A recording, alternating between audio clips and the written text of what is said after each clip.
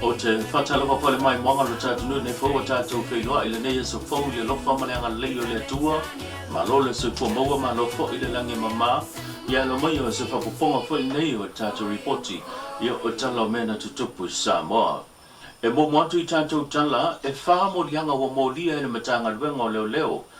ia le fionga i le taitai o le tuanga i o fō i le whaipula le tumalo le pā le fionga tu le epa sa i le malia le ngoi e mafua ona se tangi na whaurina atu le fionga i le minista wa onga le fionga Dr. ai ono Alec Groma e tu sai mani sau noanga mani la fonga atu la epa o loo whaaleanga i nailo na tamalianga o morianga i wha e a fia i morianga i lua o le tūlanga o le defamation po le whaia leo upu tau whaaleanga po upu whai whaaleanga i naile tamalianga o se tasu tangata papea fo i morianga o le harassment po le whaongaina leo penga ta whailangi lunga o social media ia o awea o se awala wha so sa e whaaleanga i naile tamalianga o se tasi foi male tuina mai o se pepo whamtalanga mai le mtanga luenga e whapea mai e ono iai morianga pa popo e tu sai male nei mata upu o se tasi pokalame i lunga lava le tu lau ale vaenga wha upu whai puia le ia tau tangata lea na sao no ai le fionga tu le epa e tua i ai le lauina lea o a seta po mea whainga luenga na wha moe moe whaonga ina le whalamatele matotua ma la ave uma le fionga ai ono i lona whale mai tuto tasi a o le taimi lea a o whidiwhidia ma avea o se ofisa sile le matanga luenga o le soifua maloloina o ni la fonga mani sao ranga o lo whailoe le fionga ai ono i lunga o lana i tūlau i lunga rupenga ta whailangi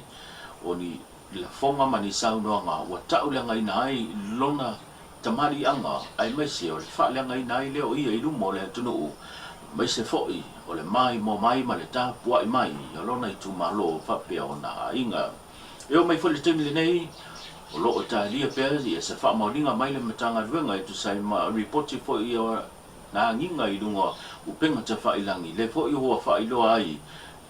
o whaura ta fo i le tangi a le fionga i le taitai o le atunu i o fo i le pāre mia le fionga la ula le male tole o te pola taivao o sesmi le whaasanga fo i atu le epa i ana sauranga fo i lana pokalambe lava i lunga le tūlau le tapipi a fiafi o sa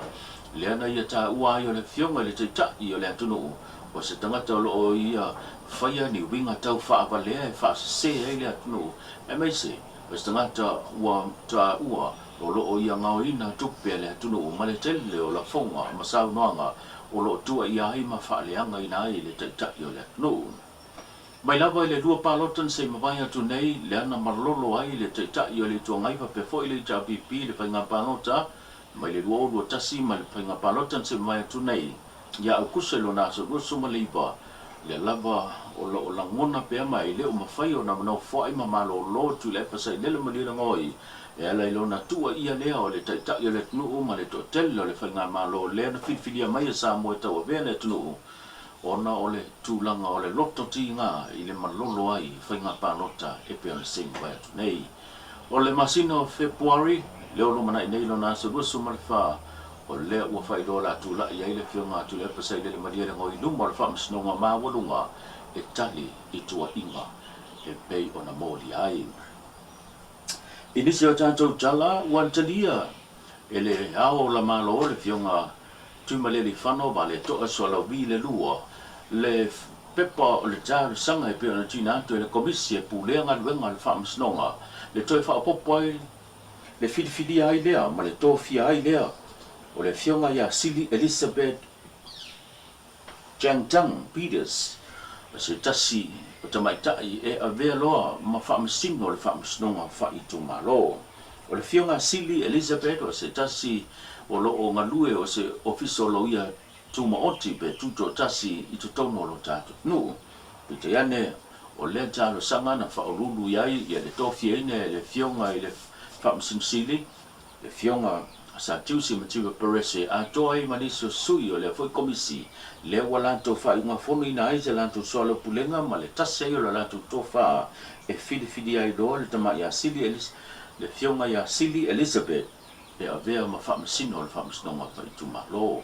I le whamsnonga, e tō lua fōi, e tamali I po tina, o lo ngā lua I fōi e pio nei, le whionga talasa sa anga atoa whape fōi, le sunga pali I Rosella la le toa pali I, le o ia tamai tai nei po tamali nei, o lo o ngā lulu e fōi le whamsnonga whaitu malo manatu, I a komisi, o le whapopo atu, ma le tō fia o le whionga sili,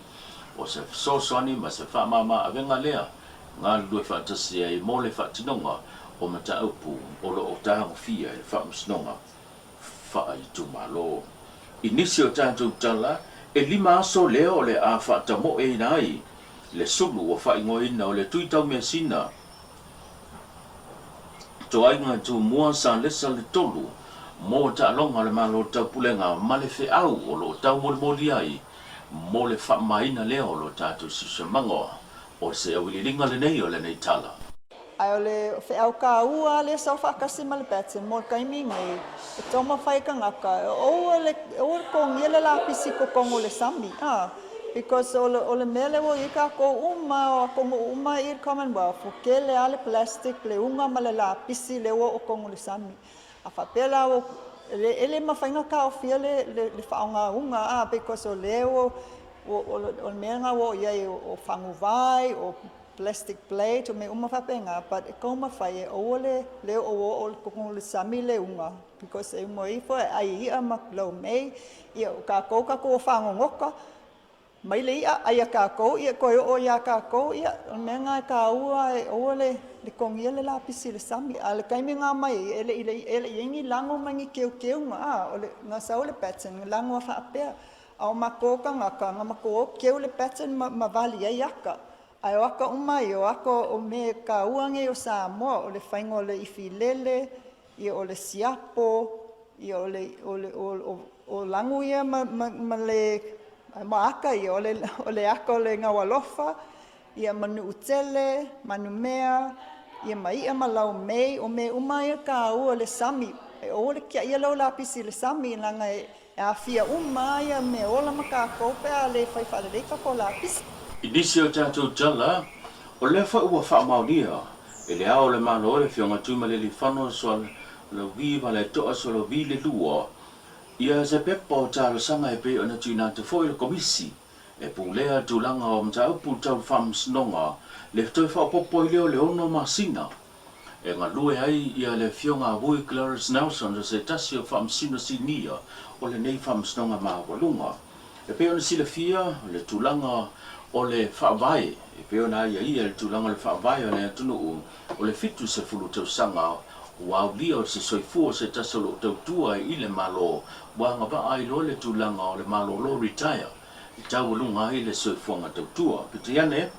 whailoa o le whaiunga o le tau sanga nsimvai atu nei le masina o te sema leana atoa I le fitu se fulu tau sanga o le fionga vui Clarence Nelson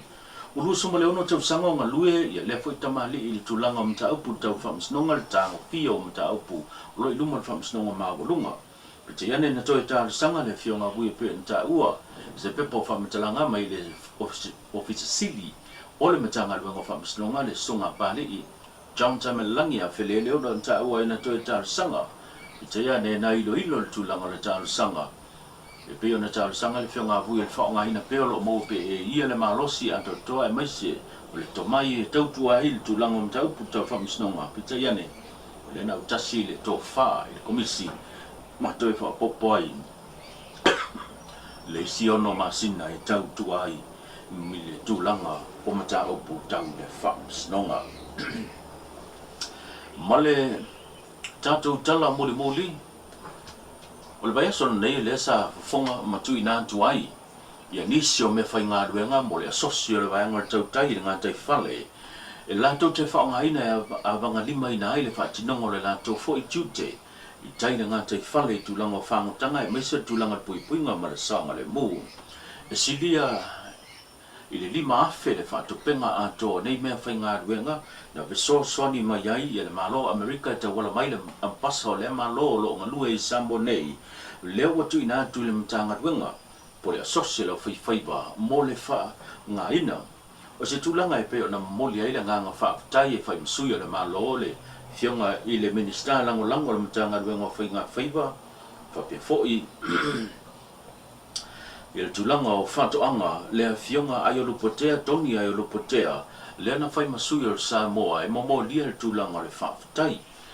tu sai male nei fo i taua e pe si le fia tasile ne vaenga o leva ona mo o ia le socio la fai va le fia baua le o nisio me fai nga wenga e le ngata le whaonga ina a toa i fo i male tulanga pui puinga so ta inga tau le maua i leo le saonga le mo pe a o i le temi e whaatino i nai whaangotanga ma whainga whaiba